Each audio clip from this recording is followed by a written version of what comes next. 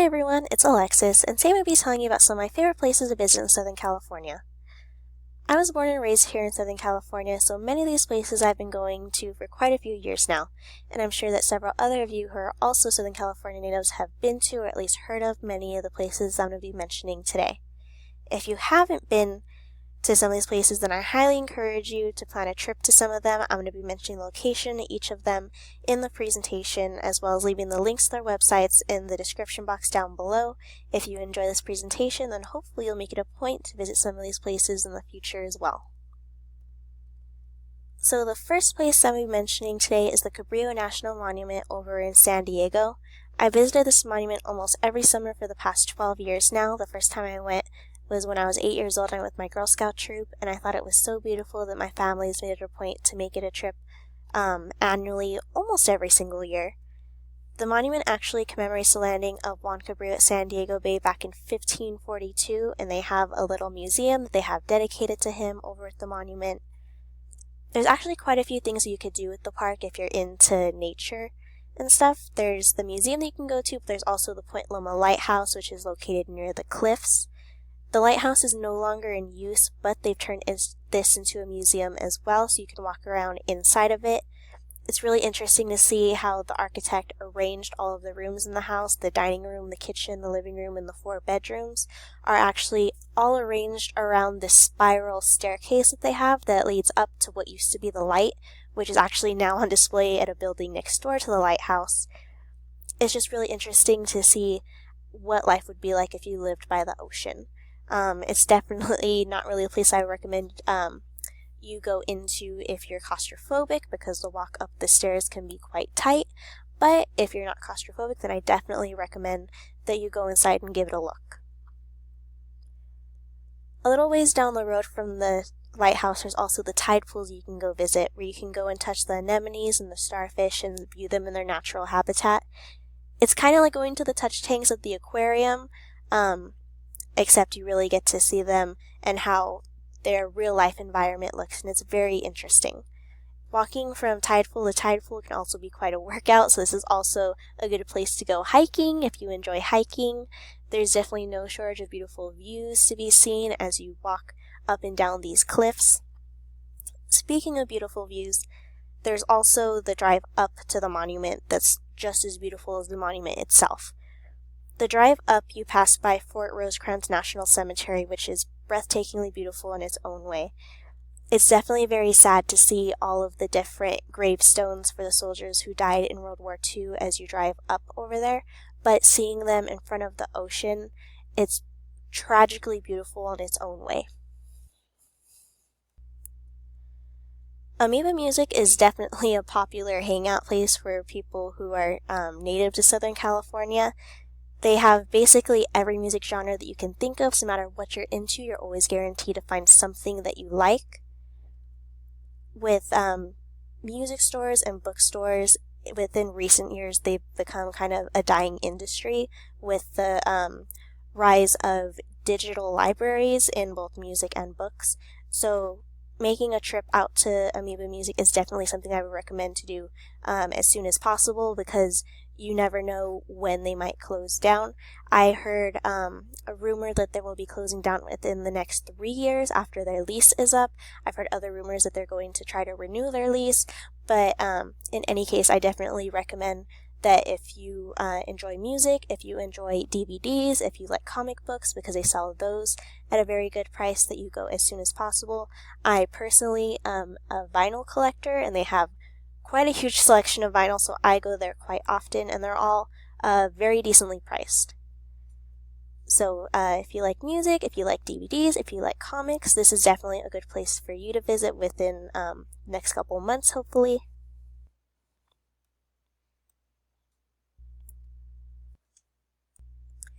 If you enjoy art and nature and tea, then going to the Huntington Library in San Marino is definitely a trip for you. My sister used to work here when I was younger, so I definitely spent quite a bit of time over here. The entire place actually used to belong to Henry E. Huntington, so this was his own personal library and art gallery. His house is over here, and this is the property where he lived, and it's very, very big. The place that used to be his house is now an art gallery that you can walk through, and you can do the audio tours. I've done that several times, and it's very interesting. There's also several buildings in the surrounding area that have art exhibitions that I've been to, and those are all very interesting as well. You can do audio tours for those as well. They have several different gardens that are humongous. They have the Japanese garden, the rose garden, the Indian garden. They have a very big pond, which personally I think it's more of a lake because it's huge. And they also have a tea house, so you can go and you can have little finger sandwiches, and they have different types of tea. They have rose and jasmine, and it's fun to just get dressed up all fancy and be able to go and spend the day looking at art and drinking tea. And yeah, it's a very relaxing place to spend time at.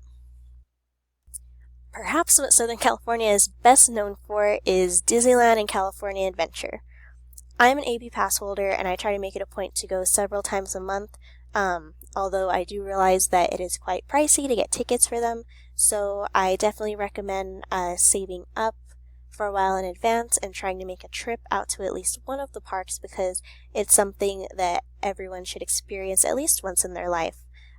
There's really something for everyone over here. If you enjoy rides, you can go on the rides. If you're not into that sort of thing, they definitely have plenty of shows that you can go to. They have really good food that are fun, different themes, so you can get cool Instagram pictures of your food if you're a foodie like that.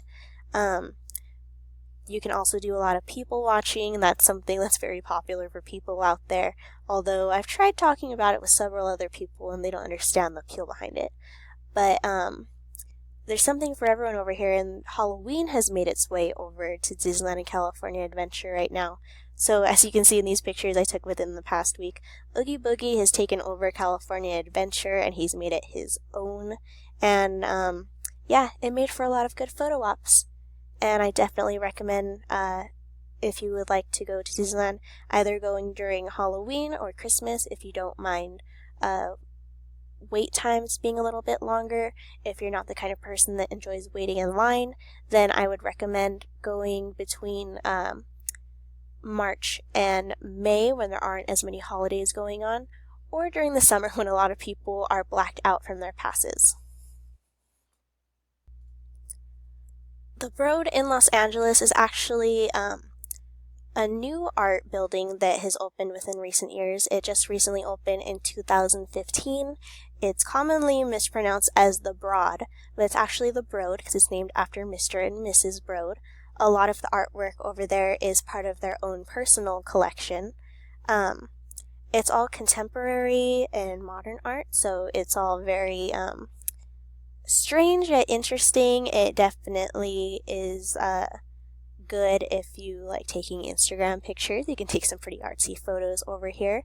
One of the things that they have going on that's very interesting right now is they have the infinity rooms that are going to be there between October 2nd and the beginning of January. Those are very popular when you look it up online. It's completely free to go to the Blvd, so as college students, I know we're all looking for stuff that's both fun and free, and this is both of those. So you can either go online and reserve tickets for a certain date, or if you don't have the time to do that, or if it says that they are sold out of tickets ahead of time, what you can do is the place opens at 11. You can show up at 9:30 or 10 and wait in line, and you're almost always guaranteed a spot if you show up about an hour before. And then you can go and view the exhibit and stay there for as long as you would like. The final place on my list is the Last Bookstore, and it's definitely one of my favorite places. I work at Barnes & Noble, so it kind of feels like a betrayal whenever I go over here. But the bookstore sells a lot of books that my store doesn't. It's definitely much larger than Barnes & Noble. So they carry quite a few different genres that my store doesn't. The major appeal to this place as well is that it is both a bookstore. They sell DVDs as well. They sell vinyls as well. They sell everything both new and used, so their prices are very good compared to places like Barnes & Noble. It is 2 stories, so it's very big. And the second floor features art galleries and different stores that different artists own spots at, so you can buy different crafts and wares, and it's just a very interesting place to spend the day. You don't even really have to buy anything. It's a good place to walk around at for the day, and once you're done over there, it is on Spring Street in Los Angeles, so you can go next door and get a gelato or a coffee, or you could walk a little bit further down to the farmer's market. So there's endless possibilities to do for the day over there, and it is right next to the metro stop as well, so you could take the metro spot both to here and the Blvd. They're just one stop away from each other, so you can make a double trip, go to the Blvd in the morning, and then after you're done with that, head over to the bookstore and then grab a bite to eat. So yeah, it's definitely a place I recommend you go, and if you enjoyed any of these places, you can find the websites to them in the description down below. Have a nice day!